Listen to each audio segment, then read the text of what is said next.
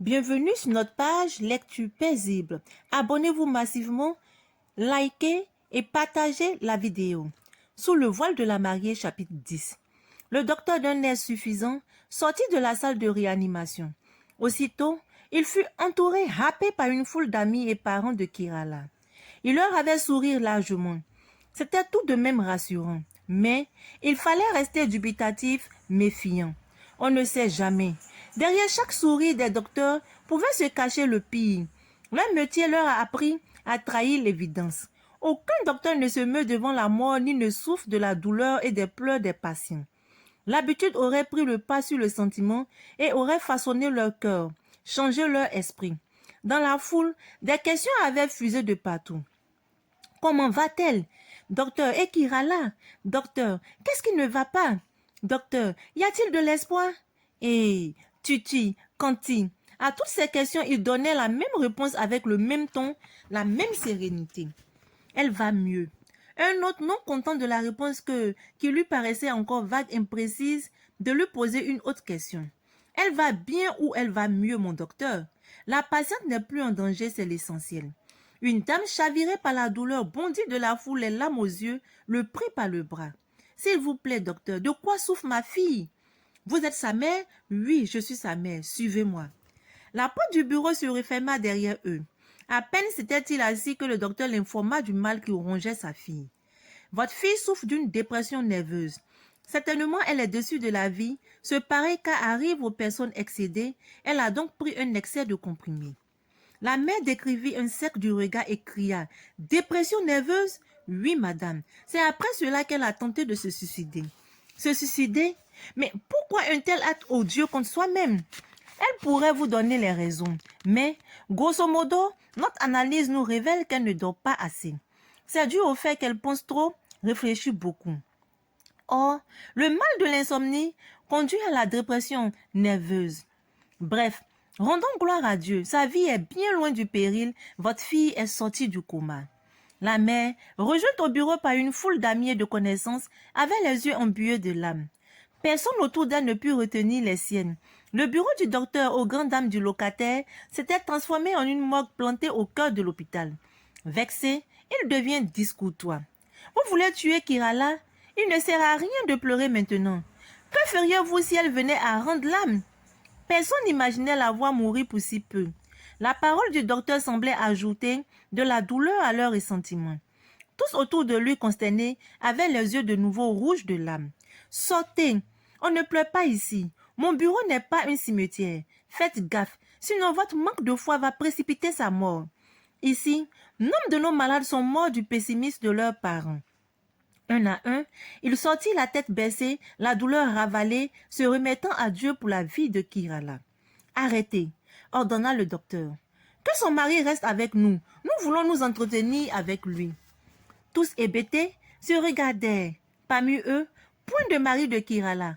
Personne ne voyait Jean-Jacques Gauzé. « Non, docteur, son mari n'est pas parmi nous. » Il haussa les épaules et comprit quelque peu la source du mal.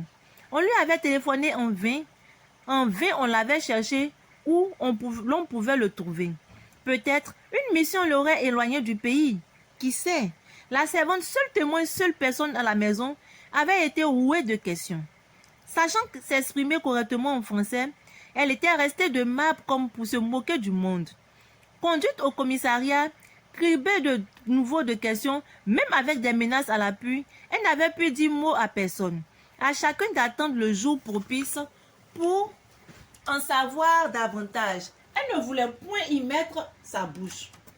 Revenue à elle, Kirala était surprise de se voir couchée dans un lit d'hôpital. De quoi pouvait-elle se souvenir exactement? Rien. Tout s'était passé en un laps de temps. Elle ne pouvait pas se l'expliquer seulement. Elle savait que la servante l'avait appelée, avait crié, gesticulé et puis plus rien. Ce fut le noir, ce fut le non-sens, ce fut le coma salvateur qui l'avait éloigné de la méditation, de la pensée et autres avatars de la vie. Maintenant, c'est la vie. Elle en voulait à cette vie qui l'aurait jetée à la rapacité de la douleur. Pour elle, mourir était mieux que vivre. Mourir était mieux que voir encore Jean-Jacques entendre parler de Fatim, de l'inspecteur de l'enseignement primaire et ses ouailles de directeur d'école avec ses déhontés valets. Un flot de larmes aspergea ses pommettes engourdies. Ne pleurez pas, madame, le pire est passé. Le docteur ne l'avait pas comprise. Ses larmes coulaient davantage. Elle seule leur donnait le sens que ne pouvait comprendre le commun des mortels. Elle pleurait d'être encore en vie car pour elle, seule la mort devait penser ces mots, l'éloigner des tribulations de la terre. Personne dans la salle ne pouvait deviner ce paradoxe. Docteur, vous m'avez fait mal, très mal. Comment? Vous auriez dû me laisser mourir. Pourquoi vous m'avez sauvé la vie? Ah bon? C'est ton sa mère. Tu voulais mourir? Oui, maman. Et pourquoi? Maman, je n'ai plus envie de vivre. Pour moi, la vie est la pire des créations de Dieu. Si Dieu avait demandé mon avis avant que je naquisse, je suis sûre que je n'aurais jamais vécu, maman. Maman, je sens sur moi le fardeau de la vie. Je subis mon existence et j'en ai marre. Je pense que la mort a plus de vertu que la vie. Je viens de mourir un peu. Dans le coma, j'ai connu les délices de la mort. Regarde, maman.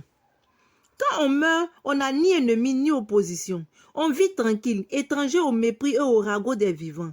La mort m'a plus séduite que la vie. Elle est la meilleure de toutes les capacités que Dieu a créées.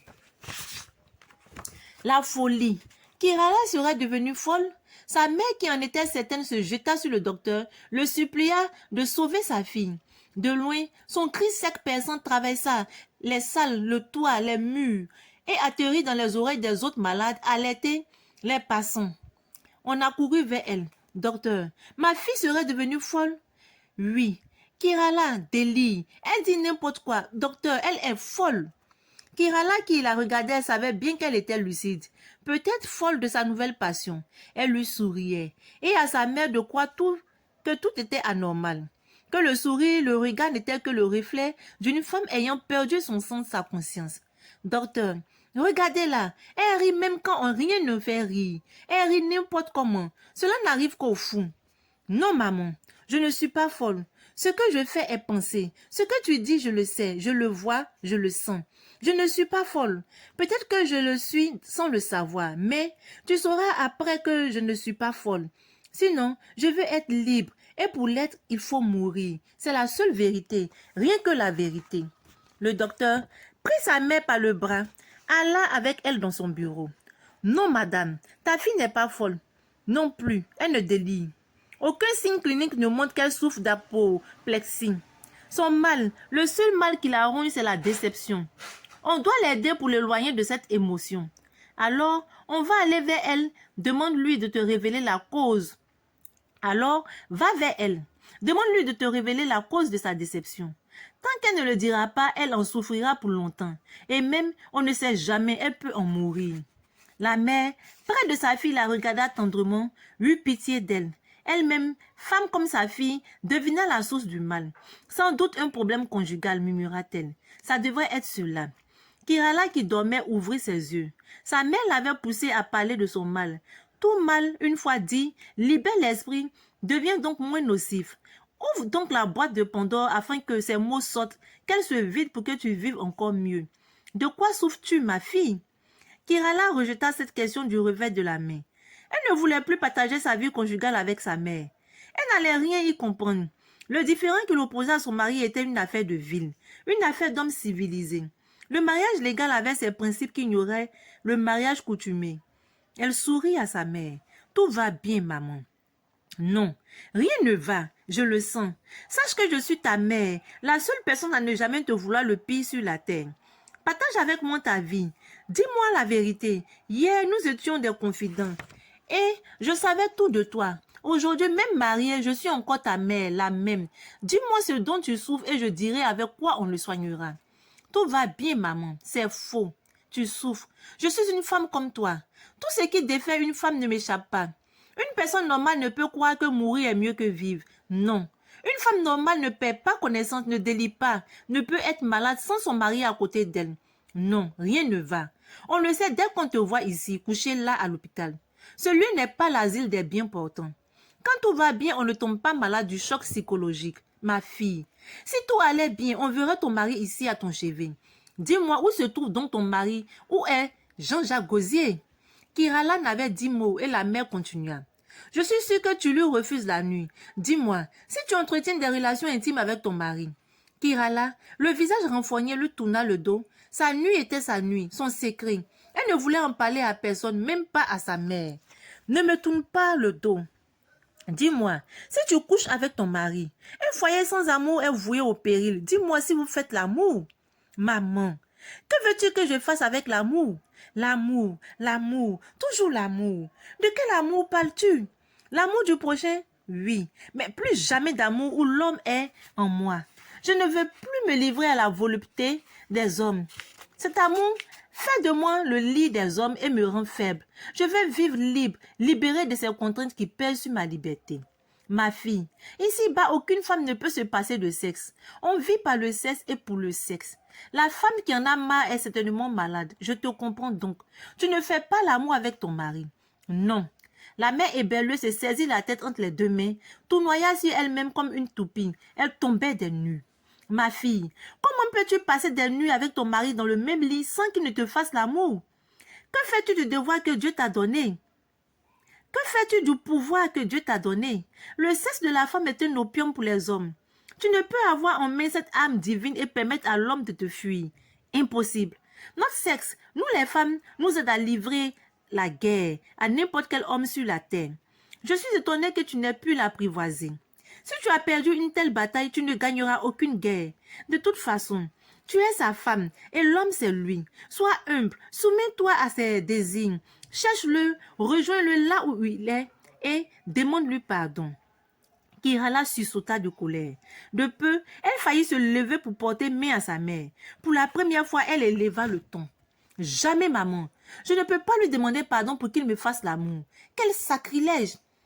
On nous dit souvent ceci. Le fruit qu'on force à mûrir n'a pas la même saveur que celui qui mûrit naturellement. L'homme à qui sa femme demande pardon pour l'amour devient une charge éternelle. Si je l'habitue au pardon, ça sera fini pour ma dignité et mon honneur. S'il ne veut plus coucher avec moi, jamais je ne peux le supplier pour cela. Qu'il fasse ce qu'il lui sied. Sa mère lui avait souri. C'était le signe de l'ignorance de sa fille que l'âge et le temps étaient en train de trahir. Tu es encore jeune et donc tu ignores les vices de l'orgueil. L'orgueil est le pire ennemi des hommes. L'orgueil n'a rien de vertueux. Voilà, il va tuer ton mariage. Ne joue pas avec cette chance que tu as. Dans un foyer, tout tient à la soumission et à l'humilité de la femme. Tu cours des risques, ma fille. Tout va bien, maman. Toujours la même phrase. Je ne veux pas de ce qui va bien quand on souffre dans la chair. Un cœur fermé comme le tien est vénéreux. Ce que nous gardons en nous, bien ou mal, plus il passe le temps dans nos esprits, plus il nous consume, nous tue. Tu vas donc te tuer par le silence. Tant que tu ne m'auras pas dit ce qui te flétrit, tu seras une femme emprisonnée et tu vas en mourir. Sa mère la pressa, l'obligea, la supplia. Et Kirala, n'en pouvant plus s'ouvrir à sa mère. Mon mari est un monstre, maman. Ah bon? Oui, maman. Rien qu'à prononcer son nom, mon cœur est en lambeaux. C'est à cause de lui que j'ai préféré la mort à la vie. Je pense qu'il est mieux de rester célibataire. La femme n'est pas toujours mieux quand elle est mariée. La vie conjugale est pire que l'esclavage, odieuse que la peste, plus contraignante que la corvée. Maman, je ne voudrais plus qu'on me parle de Jean-Jacques Gosier, je t'en prie. Ma fille, la solution n'est pas de partir toujours. Partir, c'est la moindre des choses à laquelle on s'attend. Tu sais quoi? Quand on va, on détruit plus qu'on ne construit. Quand on va, on est seul et on recommence tout. L'amour, l'équilibre, la vie. Quelquefois, on perd tout. Partir laisse toujours des cicatrices. Conduit souvent au péril. À mon tour, je t'en prie, reste avec ton mari. La femme est toujours destinée à un autre homme qui a le contraire de son caractère. Une fois que cela se produit, c'est que la vie est juste. Sinon, tout est déséquilibre total. Maman, Jean-Jacques Gosier est déjà parti. Il m'a envoyé une demande de divorce. Il m'a divorcé. Il est parti dans un endroit inconnu. Il t'a divorcé, mais tu portes encore la même alliance au doigt. C'est pas pure hypocrisie de convenance. Je l'ai au doigt pour pouvoir avoir fier à lui. Il faut que ceux qui me regardent n'osent pas faire mon procès. J'ai besoin pour l'instant d'être vue grande, forte, protégée contre leur colibé. Sinon, cette bague a perdu de son éclat. Elle n'est plus qu'un déchet. Elle n'a plus rien de sacré. Si nous arrive d'avoir des hommes sans différents, on aura une humanité sans aura.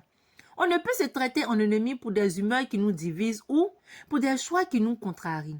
Maman, Jean-Jacques est insupportable. Oui, je le sais. C'est parce qu'il est ainsi qu'il te convient. Se marier, c'est savoir remédier à la différence de l'autre. Moi, je suis une divorcée. C'est dans la solitude que j'ai compris qu'une femme qui vit seule est un être incomplet.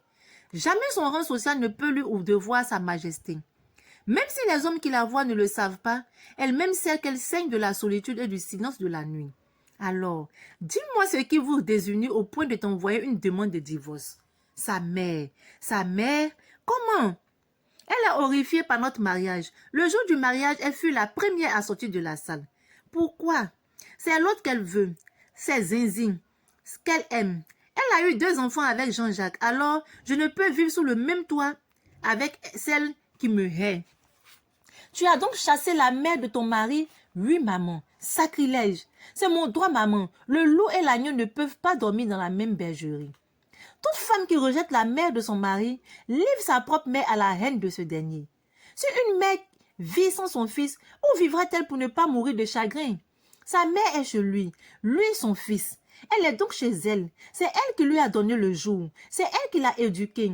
C'est d'elle qu'il est devenu Jean-Jacques. Ce Jean-Jacques que tu aimes. Comme elle n'est pas ma mère, je dois lui être au fait en pâture. Si la maison de mon mari n'est pas ma demeure, qui d'autre pourrait m'offrir un toit? Elle est donc chez lui et chez moi. Je suis mariée, légalement mariée. Ce mariage me donne le droit au même titre que Jean-Jacques. Rien ne peut être de lui sans qu'il ne soit à moi. Tout ce qui est sien est aussi mien. Ah bon? Comment veux-tu te mesurer à ton mari? Là-bas au village, elle coupa le fil des idées de sa mère qui la regardait nerveusement du coin de ses yeux. Non, ici nous sommes en ville, maman. C'est une affaire de droit que le village ignore. La ville n'est pas le village. C'est que les hommes de la ville sont tous des cancres et des idiots. Comment peuvent-ils accepter, eux, chefs de famille, des lois comme leur autorité et leur liberté? On ne crée pas la loi pour se desservir. Nulle part on a trouvé la femme égale à un homme. Votre civilisation est trop cruelle. Même avec ta ville qui t'a averti, jamais il ne faut toucher aux parents de ton mari. Unis par Dieu, aucun mariage ne peut les séparer. Au pire des cas, l'homme s'attachera plus à sa famille qu'à sa femme. C'est pourquoi l'on n'a jamais vu dans le monde d'anciens pères ni d'anciennes mères, mais d'anciennes épouses. Et puis, en chassant sa mère, tu m'interdis d'aller chez vous. Une mère chassée envoie une autre rabrouée. C'est donc moi que tu as chassé, car je suis en elle et elle en moi. C'est pourquoi je ressens dans ma chair la honte et la douleur qu'elle a dû subir. Et puis, chassant ses sœurs et frères de chez vous, qui de tes sœurs et frères pourront-ils y être? Jean-Jacques est le fruit des entrailles de sa mère. Tu ne peux pas le séparer d'elle. Attention, Kirala. Sache que le temps est une roue qui tourne. On ne peut être tout le temps fort et vainqueur. Et demain, sais-tu ce que deviendront toutes ces personnes que tu as chassées? Demain, certains parmi eux pourront être les tuteurs de vos enfants quand vous aurez tiré votre révérence. Sois prudente, ma fille, car rien n'est plus rancunier que la nature. Elle rend toujours le coup par le coup. La mère eut la gorge nouée de douleur. Elle se leva et sortit. Chemin faisant, elle s'était adonnée au monologue, aux gesticulations, aux jurons. Elle s'en alla sans avoir jeté derrière elle un regard furtif sur sa fille encore convalescente. Pour elle, Kirala était simplement cruelle. Elle méritait la mort. Ainsi s'achève notre chapitre. On voit également, pour ne pas dire, on voit bien entendu que la mère de Kirala n'est pas d'accord avec ses agissements. Comment oser chasser sa belle-mère de la maison? Kirala a commis un grand sacrilège. Elle ferait mieux plutôt de se réconcilier avec sa belle-mère pour voir son mari regagner le foyer. On ne peut pas se permettre de chasser les parents de son mari. C'est pas possible. Quelle que soit la civilisation que nous avons acquise, les parents de son mari restent et demeurent les parents de son mari. Les parents sont toujours, c'est eux qui ont donné la vie à l'homme. Sans les parents, tu n'aurais pas connu cet homme. Comment oser commettre un si grand sacrilège en chassant la famille de ton mari? Elle ferait mieux de se ressaisir si elle veut recouvrer son foyer. Je vous dis à bientôt. Ainsi s'achève notre chapitre.